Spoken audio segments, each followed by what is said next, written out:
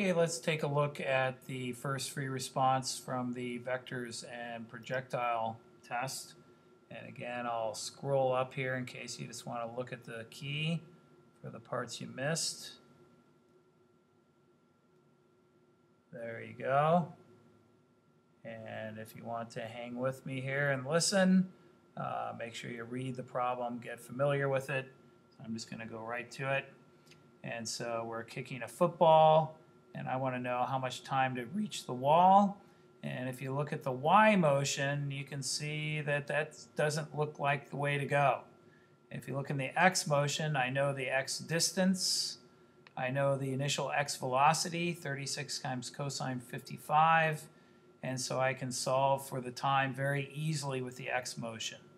And so don't always assume you start with the Y motion. And so the time is 3.63.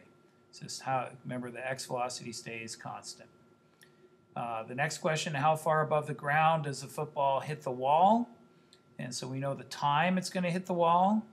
And so now I want to figure out its Y position. How high up was it?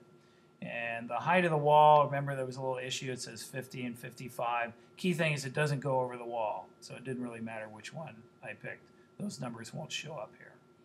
And so the Y position is given by that equation. It's the same equation for X, except I don't bother to write the 1/2 AX t squared because AX equals 0. So same equation, and I substitute in everything I know and solve for what I don't know. In this case, that'd be my Y position at 3.63 seconds. The Y velocity would be the opposite side here.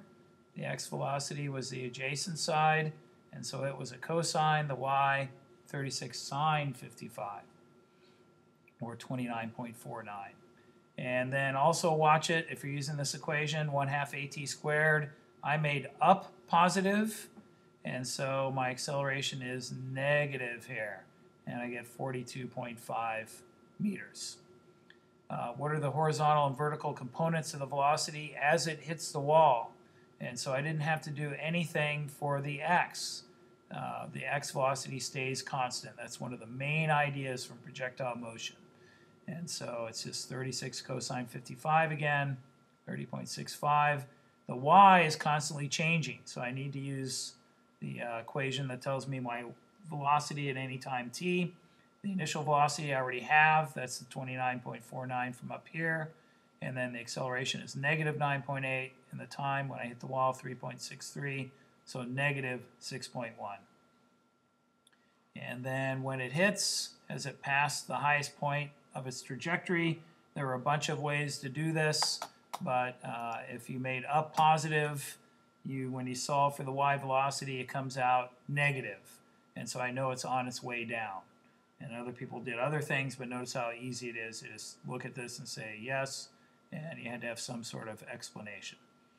And then finally, we want to graph the vertical component of the velocity as a function of time. And so I had to label my axes, and I had to include all the way up to when it hits. And so I went up to 4 seconds. And then the initial Y velocity is 29.49. So I started right here at about 30. And then I know the slope is the acceleration. And so the slope is negative 9.8 meters per second per second. And so I could figure out what it is at 1, 2, 3, and so on seconds.